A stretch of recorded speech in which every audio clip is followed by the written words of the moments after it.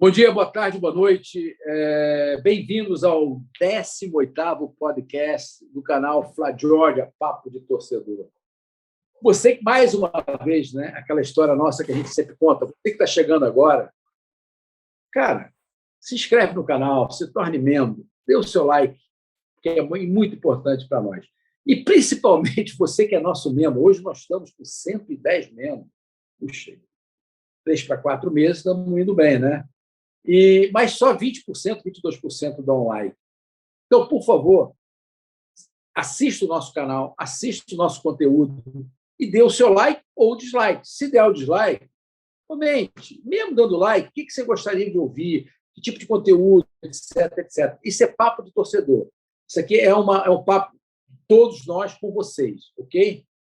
Bom, hoje nós vamos falar, como sempre, né, dos dois jogos da semana passada, Flamengo e Corinthians, quarta-feira, 1-0, naquele pasto de grama do Maracanã, em que o Flamengo ganhou de 1-0, gol de Bruno Henrique de cabeça, com um time absolutamente reserva, exceto o Davi Luiz, que ainda está se tornando titular, né? Mas, enfim, era o único que estava como titular. Depois do segundo tempo, entrou o Bruno Henrique, e eu perto dos nossos amigos aí. Quem mais que o Bruno Henrique de titular entrou no segundo tempo? Não me lembro agora.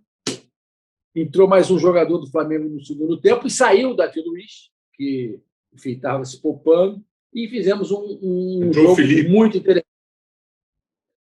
O Felipe Luiz, né? Felipe Luiz, Michael e Bruno Henrique. O Michael ainda reserva, né? Mas entraram esses três no intervalo. Exatamente. O Michel ainda é banco, né? Por algum tempo.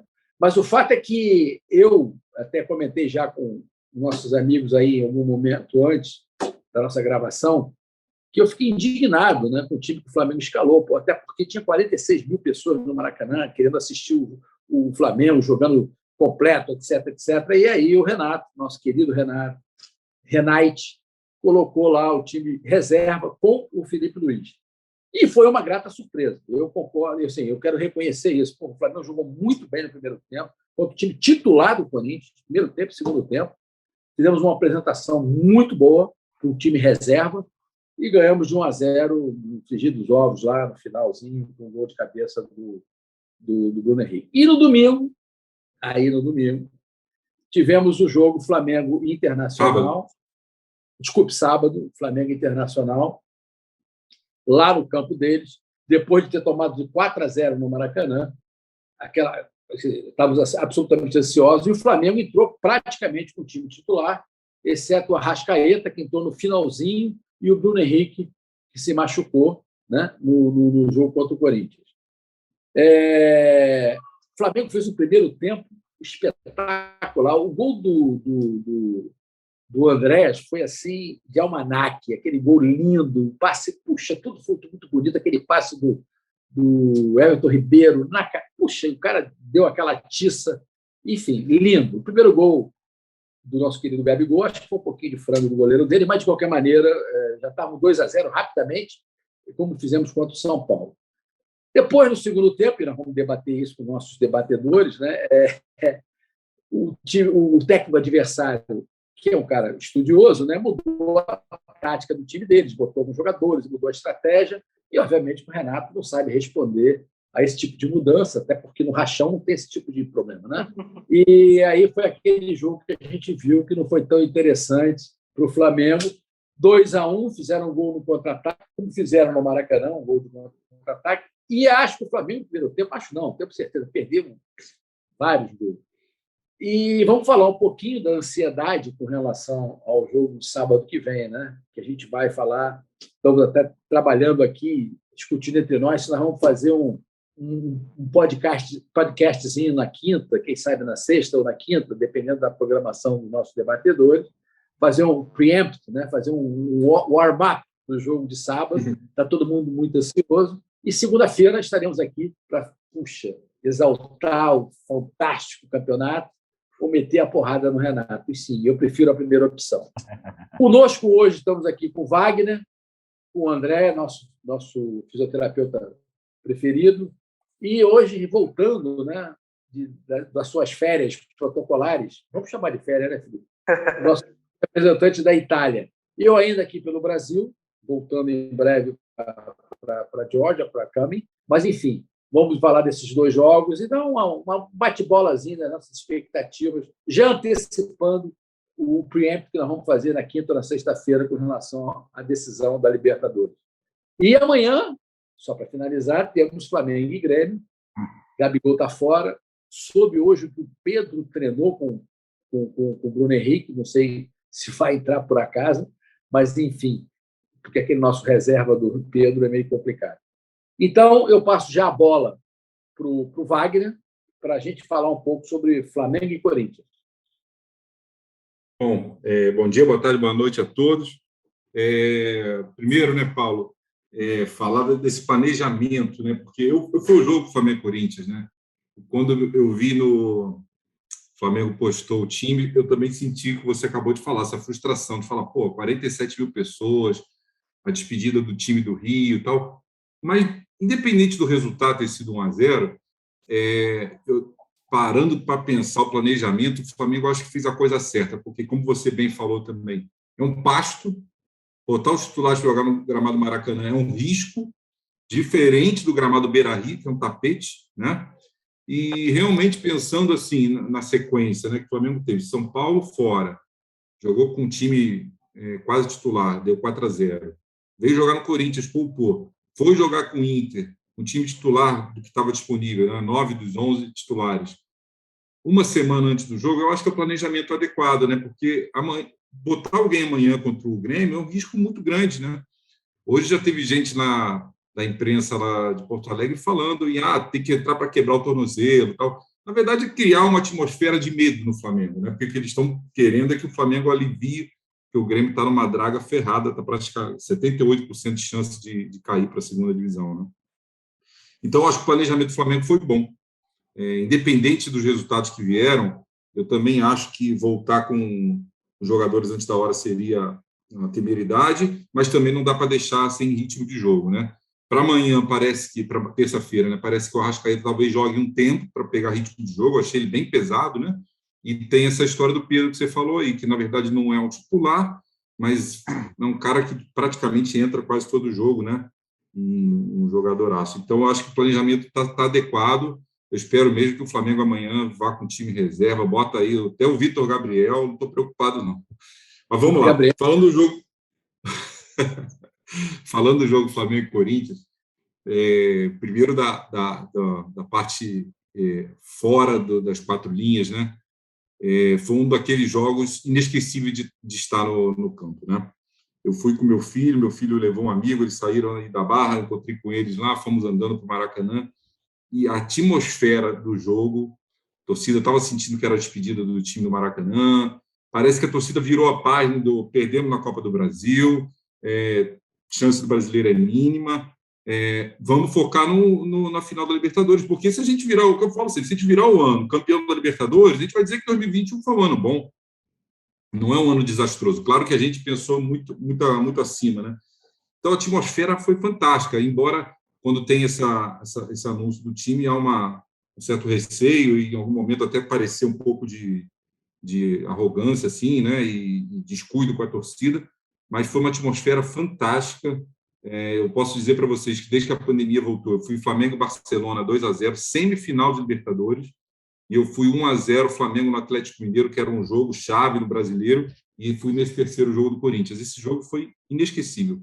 Daqui a 3 anos eu não vou lembrar mais quem fez os gols do jogo lá contra o Barcelona, mas vou lembrar desse Flamengo-Corinthians. Foi uma atmosfera incrível, que eu acho muito que o Flamengo respira isso, né? E me encheu de esperança, assim, né? De como a torcida do Flamengo virou a página, está pensando na final, está apoiando o time, né? A gente viu sexta-feira no Aeroflá, foi lindo, né? A manifestação de carinho da torcida, é um negócio também muito impactante. Então, assim, eu queria ressaltar aqui esse lado emocional e histórico que foi esse jogo. Realmente, assim, o Flamengo se reencontrando com a sua torcida, numa atmosfera muito, muito bacana. E falando das quatro linhas agora, Paulo, eu acho que foi primeiro, é importante botar o time reserva para rodar. Muitos desses caras podem entrar quarta-feira. A gente sabe que o Davi Luiz pode machucar, o Felipe Luiz, você vê que ele não conseguiu terminar o jogo contra o Inter, né? Então, foi muito bom botar o time para rodar.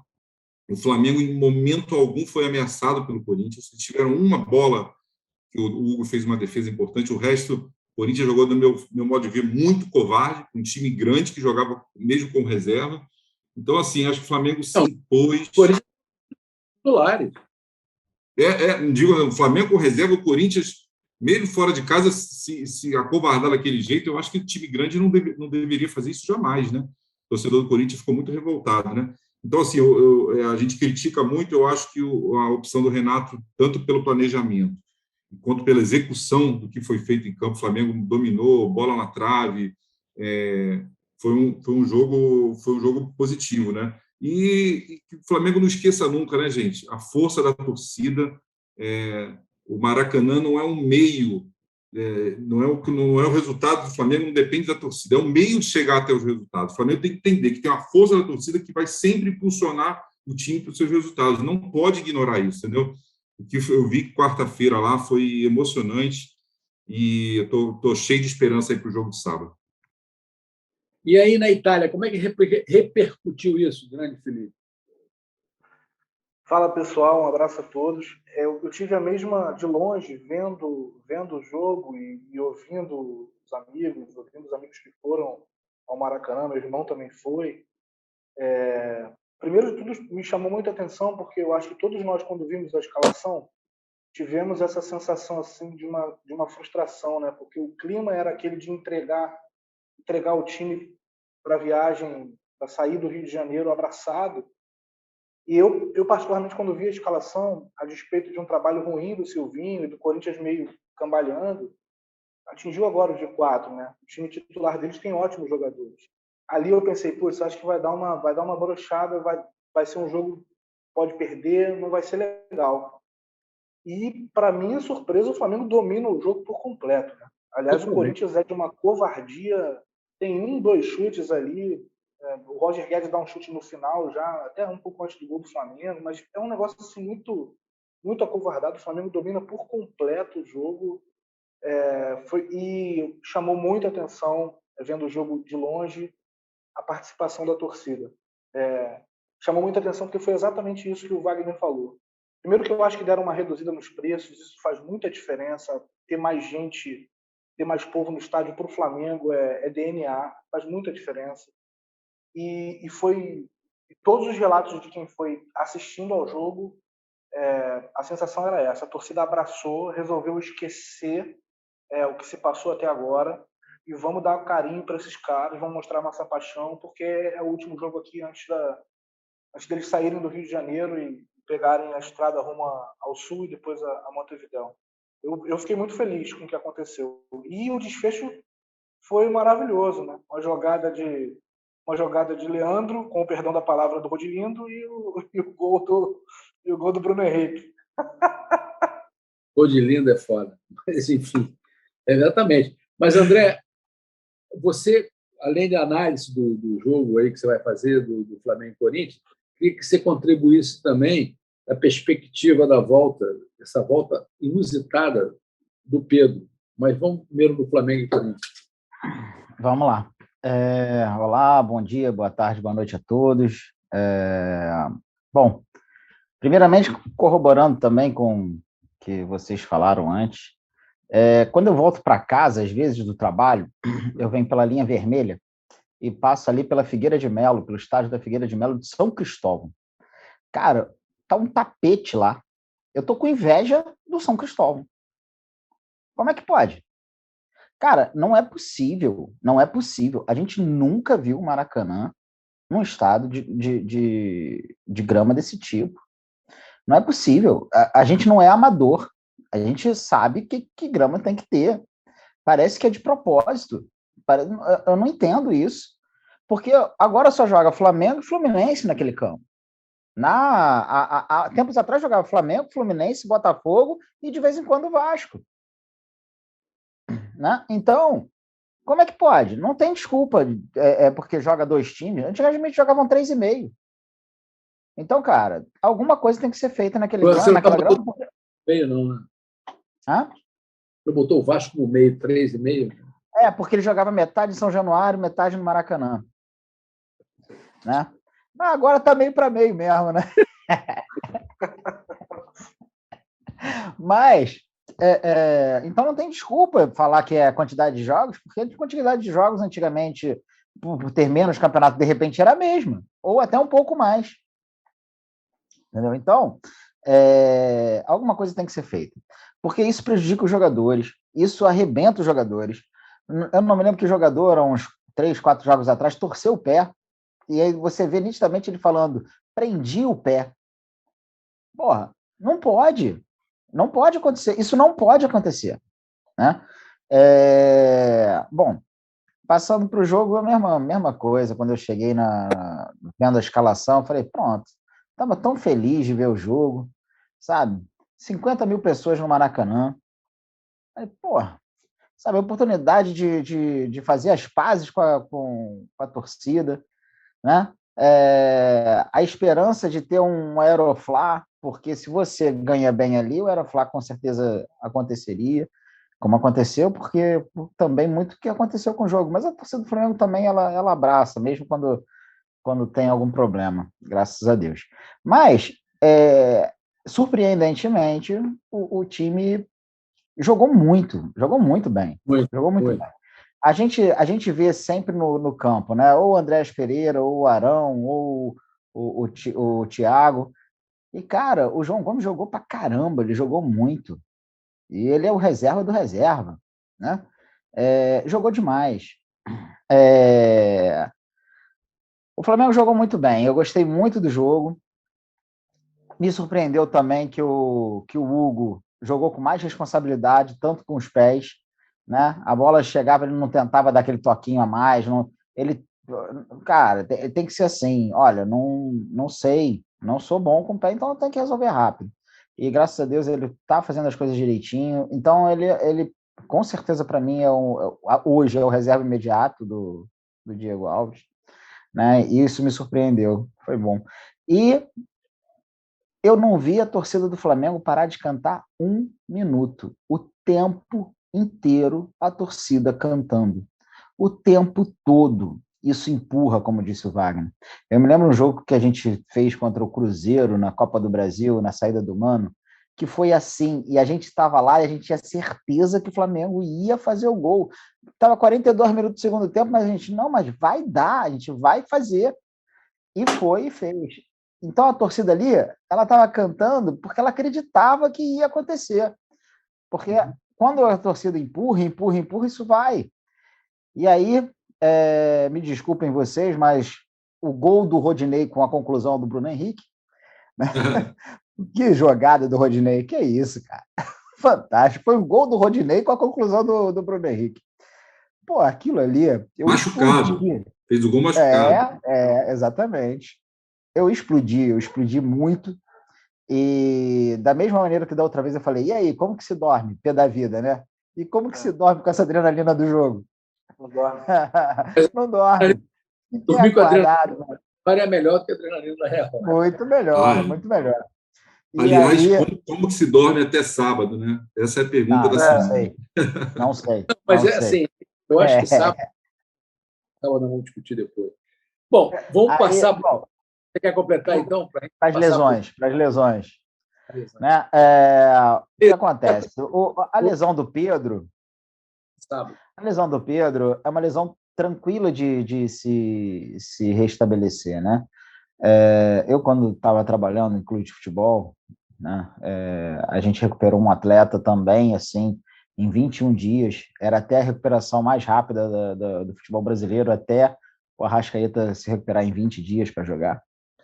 Então, isso ficou durante, sei lá, 15 anos, 16 anos, esse recorde lá no clube que eu trabalhei.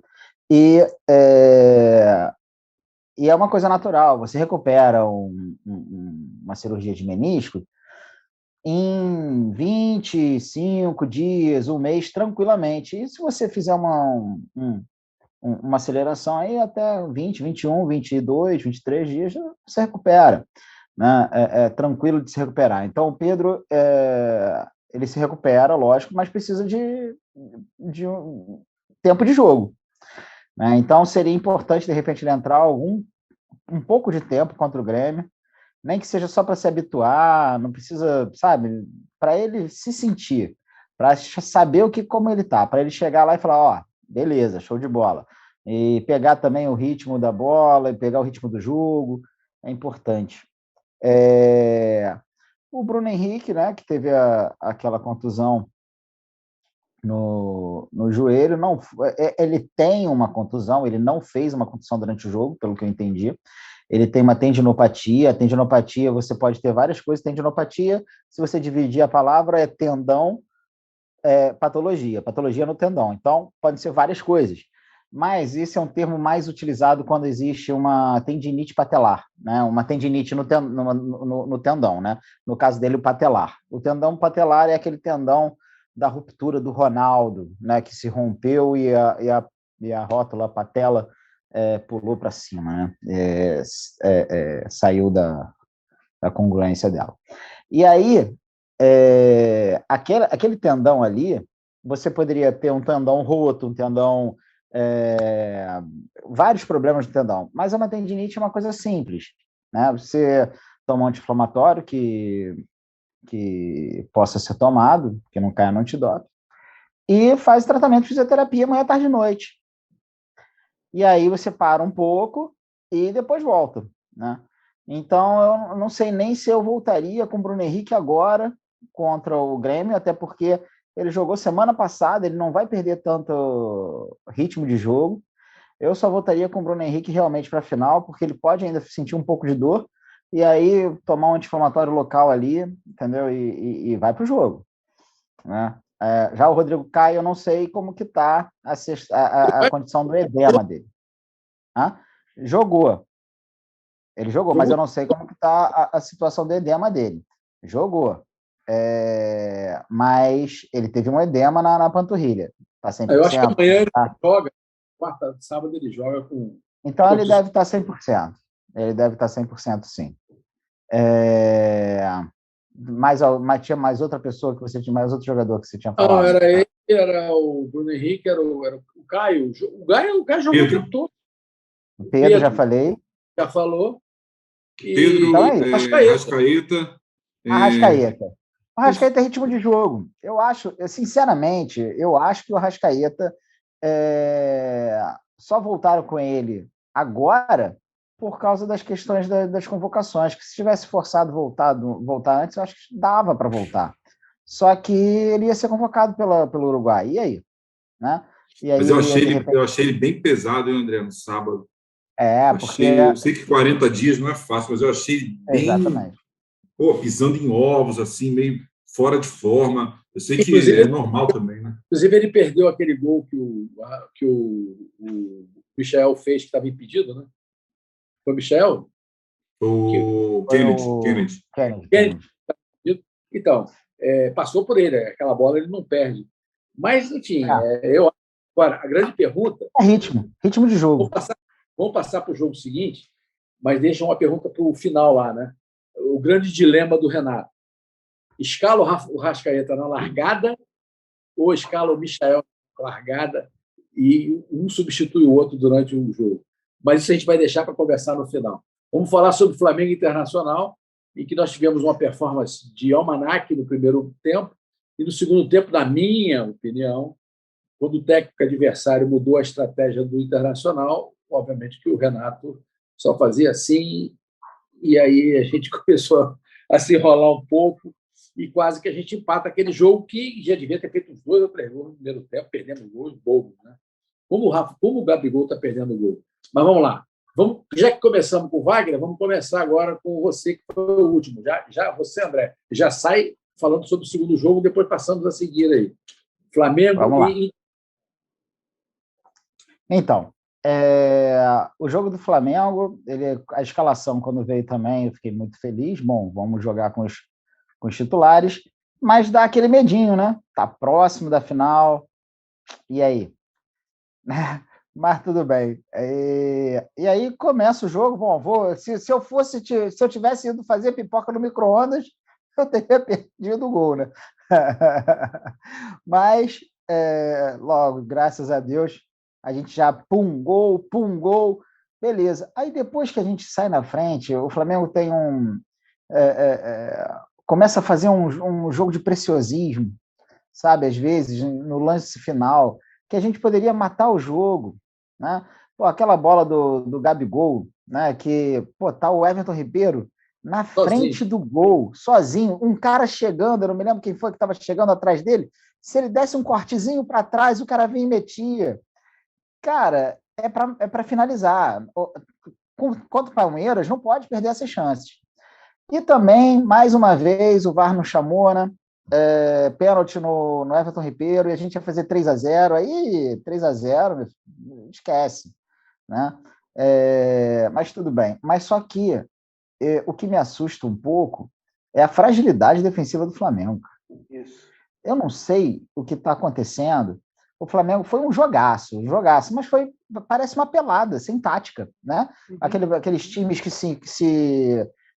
são bons, e aí um ataca e logo o outro ataca, e não tem uma tática de defesa, parece que eles estão espaçados, os jogadores do Internacional entram na nossa defesa facilmente. Contribuir com a tua análise, o Renato Maurício Prado, desse papo que ele tem às segundas-feiras, o Wagner também assiste.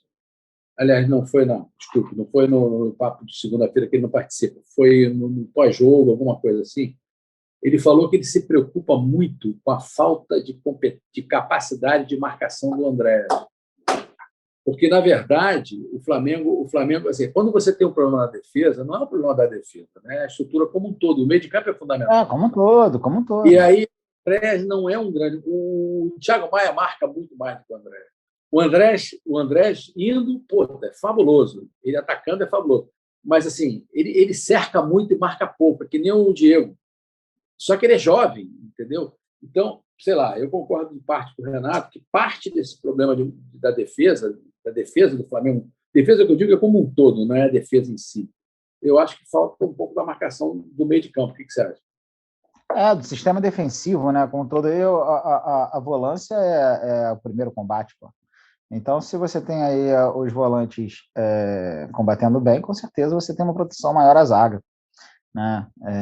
Mas eu acho que está todo mundo muito espaçado. E, sim, ele pode não marcar tão bem quanto ataca, isso concordo, mas eu acho que isso é uma questão de posicionamento também. Será que o Andréas com o Jorge Jesus, por exemplo, estaria jogando assim, do jeito que ele está jogando? Né? Ou será que o Mister ia posicionar ele e gritar no ouvido dele até ele fazer o que ele tem que fazer? Entendeu? Então, a gente também tem um problema de postura de tática. Porque a gente não tem tática, cara. A gente joga, como você falou, vários podcasts, a gente joga na força dos nossos jogadores. Verdade. Entendeu? Competência. Verdade. E aí, foi o que eu falei. Beleza, aí o Flamengo depois, o Inter, sinceramente, eu não entendo como é que pode a gente teve o nosso sistema defensivo aí, não é culpa do Andréas, porque a bola não saiu dali de trás, nosso sistema defensivo teve uma hora no primeiro tempo, eu acho que foi por volta dos 22 minutos, mais ou menos, teve 3 lances seguidos que a gente não conseguia passar da nossa intermediária. A gente perdia a bola e os caras entravam e ataque perigoso. Os caras aí, na hora de sair, os caras pegavam. Não pode, isso não pode acontecer. Não pode. E a gente não pode dar mole. A gente vai ter um jogo contra o Palmeiras agora e é um jogo só. Então não pode dar mole. Não pode. E aí, Felipe, o que você achou desse jogo do Flamengo com o Internacional? A estratégia do nosso técnico no segundo tempo. Pois é. Já tem um tempo que eu não participo aqui. Eu sou muito, muito reticente com relação ao Renato. Eu acho que esse time do Flamengo, se você pegar até a época do Dom, a época do Rogério, a época do Renato, assim, eu tenho a impressão que os grandes momentos que a gente viu desse time, desde a saída do Jorge Jesus, é até difícil medir a participação dos técnicos. Eu acho que os jogadores têm uma memória do que esse time já fez, tática, técnica, de espaço, de ocupação. E, sem dúvida, a sensação que eu tenho é que depois da saída do Jorge Jesus, o que mais me assusta é o sistema defensivo. Parece que cada um, o Domi, o Rogério, o Renato, foi destruindo um pouquinho do que esse time tinha de de concatenação de ocupação dos espaços de O Rogério pressão. botou o Arão de zagueiro. Exato. Eu acho assim, o início do jogo parecia até o Flamengo e São Paulo, sendo que São Paulo teve um jogador expulso e ajudou também, né? E aí depois isso que o André falou, aí o Flamengo entra um preciosismo e perde gol, o Gabigol fominha, entrando em impedimento, essa bola que ele não dá para o Everton Ribeiro é assustadora. E aí o time parece que se perde completamente. Agora, tem um adendo, até para fazer um paralelo com o jogo do Corinthians, para fazer uma última observação e uma comparação, a gente também não sabe o quanto esses titulares, estão dando uma segurada, se poupando. Porque, eu não sei o Wagner que estava no estádio, mas quando eu comparo o Flamengo e Inter com o Flamengo e o Corinthians, eu tive uma sensação, talvez por ter muito jogador reserva, o Flamengo e o Corinthians, os caras estavam dividindo cada palmo de campo. Parecia final para o Flamengo ali. E eu acho que talvez para os titulares seja mais difícil jogar dessa forma. Agora, por um medo muito grande de estourar alguém, de machucar, de entrar numa dividida. Eu tive a sensação que contra o Corinthians o Flamengo rachou mais a bola, correu mais, foi mais guerreiro em campo, né? E aí, é curioso que eu acho que até assim, do meio para o final do segundo tempo, eu acho até que o jogo fica bem administrado. Mas a gente correu muito risco. Se eu não me engano, o número de finalizações do Inter foram 22 finalizações, 15 no primeiro tempo. Isso é assustador. Isso é assustador para quem vai fazer uma final de Libertadores.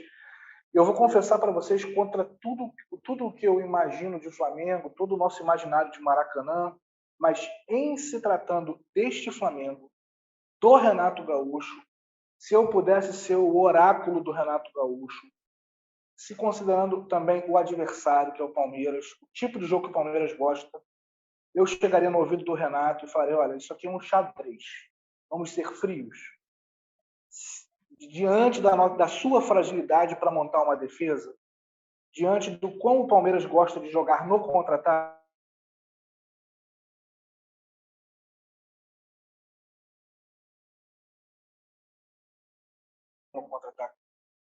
baixa a defesa, proteja o Davi Luiz e o Rodrigo Caio, que são ótimos zagueiros, com o Arão ali na frente, recua um pouco o time, doa um pouco mais a bola para o Palmeiras do que o Flamengo costuma fazer. Eles não sabem fazer isso quando eles têm a bola à disposição, um outro time mais recuado, e joga o jogo inteiro no contra-ataque. É um pouco contra o que o Flamengo faz, mas eu acho que esse jogo encaixa melhor assim. Eu estou muito inseguro com o Flamengo se mandando para o ataque com a nossa intermediária de defesa. Concorda, Wagner? Nossa, eu anotei 4 pontos aí que vocês falaram, Paulo, André e Felipe. Primeiro, eu acho que o jogo de sábado dá para aliviar todas as críticas. Concordo com o Felipe falou, assim, um jogo que o jogador não quer meter o pé uma semana antes, e então dá para aliviar as críticas, mesmo as 15 finalizações, né?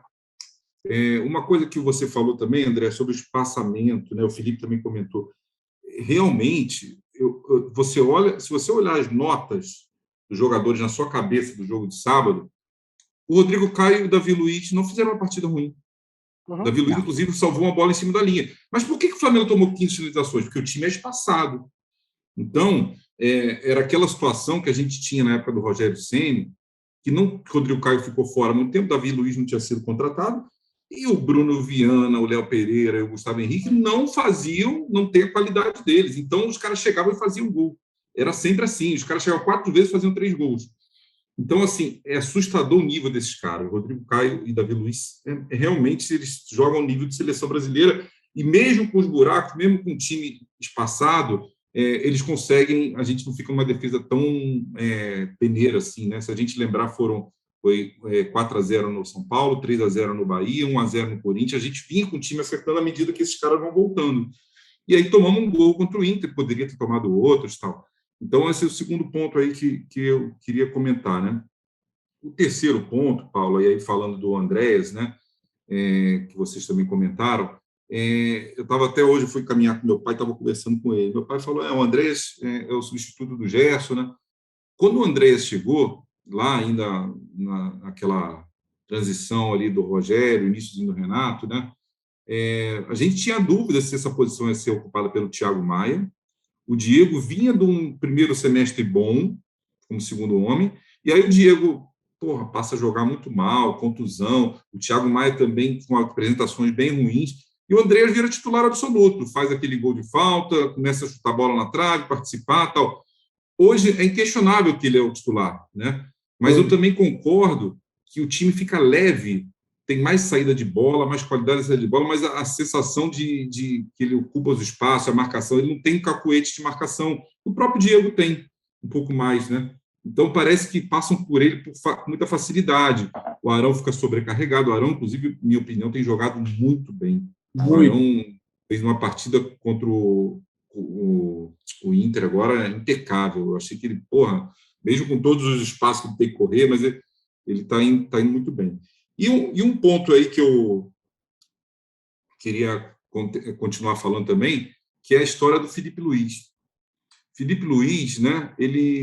Vocês viram o segundo tempo contra o Corinthians que ele entra, como ele melhora a qualidade com aquela saída de passe dele, como ele é consistente na defesa, cara. Ele é aquela coisa que você fala, o cara é lento, velho, não sei o quê, mas ele tem um tempo de antecipação e tal. Então, assim, o Flamengo precisa do Filipe Luís inteiro, inclusive para essa consistência defensiva, porque ele orienta, inclusive, não é só pela qualidade técnica dele, ele é um cara que orienta posicionamento, né? Então, assim, temos uma semana para trabalhar, acho que a gente vai de Isla mesmo, né? O Mateuzinho está jogando muito bem, mas é provável que a gente vai de Isla. Isla, Rodrigo Caio, Davi Luiz, Filipe Luís, é uma defesa sólida, tem que fazer essa compactação. E aí, para finalizar, o meu ponto, Paulo, aqui o comentário do Felipe, né? Se ele pudesse lá ser o oráculo do Renato, eu também penso que esse jogo vai ser decidido no primeiro tempo. Porque se o Flamengo entrar com essa volúpia, com essa ofensividade, o Flamengo pode rapidamente fazer 2 gols, como fez com o São Paulo e Inter, e aí abrir a porteira. O Renato tem um contra-ataque bom, provavelmente o Michael deve entrar no segundo tempo, em qualquer cenário, tudo leva a crer que o Michael entra no segundo tempo, mas eu acho que o Palmeiras está 2 meses estudando cada jogador, cada passo do Flamengo de forma fria, calculista. Você viu o Abel Ferreira contra o São Paulo? Ele abandonou o campo faltando 5 minutos. Ele saiu de campo. O treinador saiu de campo. E aí, na entrevista, ele falou assim: vocês não sabem o que a gente está planejando, é tudo muito feito, planejado para esse jogo do dia 27. Então, assim, eu sou Flamengo, imagino que o Renato ainda respirou esse ar aí de brasileiro nos últimos 10 dias, mas agora é todo dia assistir vídeo do Palmeiras, botar os jogadores para ver posicionamento, falar, esses caras vão jogar no nosso erro, vão jogar no nosso contra-ataque, e obviamente a gente com a nossa qualidade pode fazer um gol no início e mudar a história do jogo, mas se sair nessa loucura aí que a gente viu sábado, eu acho que tudo leva a crer que é o jogo que o Palmeiras quer, e realmente a gente tem que tomar muito cuidado nisso aí. Então, já nesse embalo, para a gente finalizar o nosso podcast, o Arrascaeta deve sair na largada ou o Michael deve sair na largada e ser substituído pelo Arrascaeta no segundo tempo? Se você fosse o Renato, Wagner. Meu voto é entrar com os 4, Arrascaeta, Everton Ribeiro, Bruno Henrique, Gabigol. Os caras jogam junto há 3 anos, são muito diferenciados. Por mais que o Michael esteja bem, ele vai ser sempre uma opção para o segundo tempo, seja porque a gente está empatando e precisa fazer o gol, seja porque a gente está perdendo e tem que virar, ou seja porque a gente está ganhando e vai jogar no contra-ataque. Então, eu entraria com o Arrascaeta, um time um pouco mais equilibrado, com essa memória que eles têm, e o Michael, a qualquer momento, vai acabar entrando. Felipe. Concordo plenamente, até porque eu acho que o início do jogo é um início de final de Libertadores, e até como o Wagner falou, o jogo pode ser decidido ali, é muito tenso. E eu acho que nessa hora você ter ali jogadores que já jogaram a final de Libertadores, o maior número possível, é decisivo. E aí se o Arrascaeta no meio ali com 30, com 35, estiver sentindo que não está aguentando, aí segura um pouquinho e bota o Michael. E eu acho também que o Michael hoje, com a confiança que ele está, tem o plus dele entrar mais fresco contra uma defesa mais cansada. É mais ainda uma vantagem.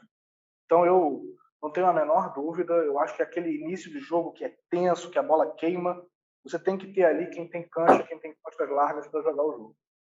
André. Outra coisa, né, Felipe? Adicionar uma pitada aí. O cara está na casa dele, né? Está jogando no Uruguai, Exato, se preparando. exato. Tem um ambiente diferente. Eu tenho um comentário sobre isso. Eu tenho um comentário sobre isso. André, diga lá. Arrascaeta ou o Michael na largada? Eu também vou pelo Arrascaeta, né? Até por causa disso tudo, da experiência, dele ser o jogador que é, né? Dele se conhecerem, do entrosamento, de tudo.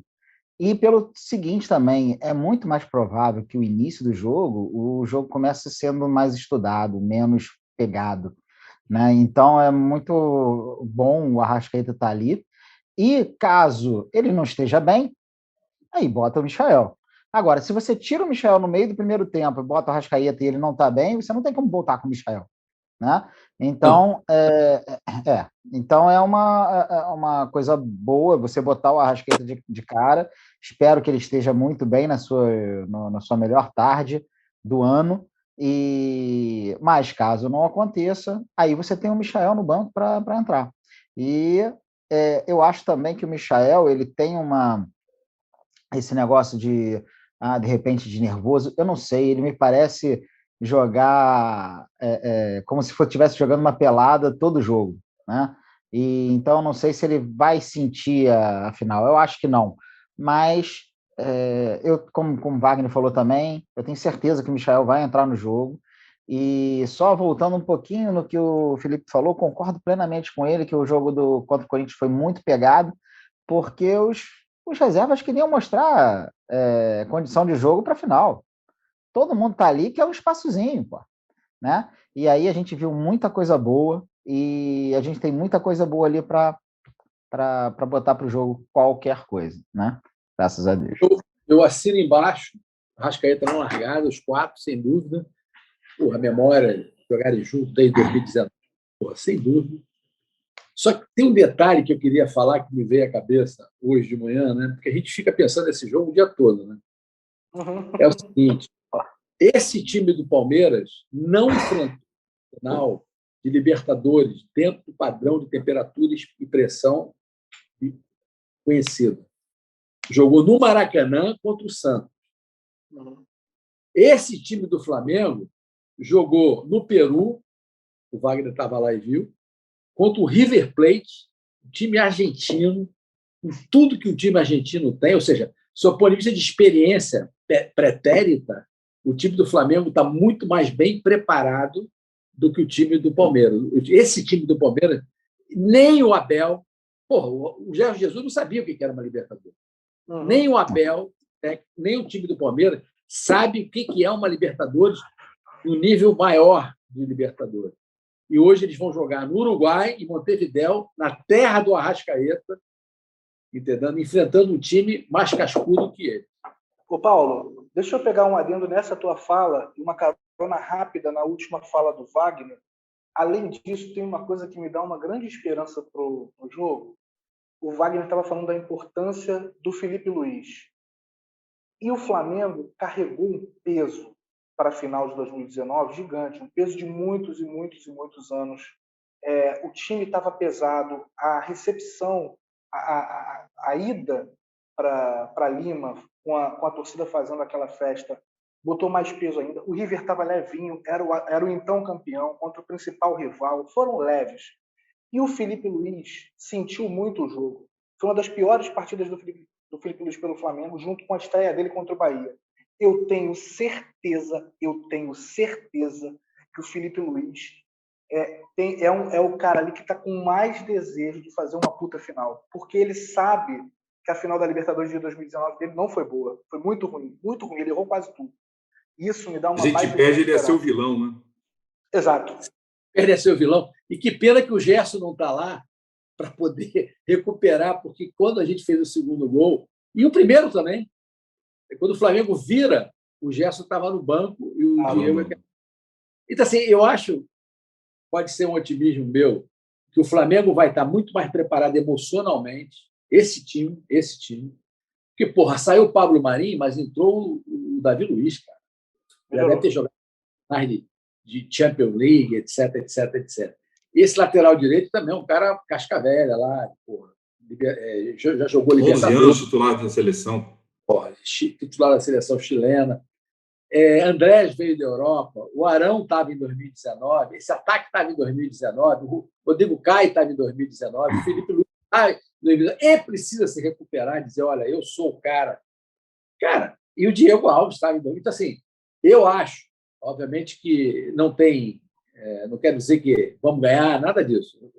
O jogo se ganha no campo.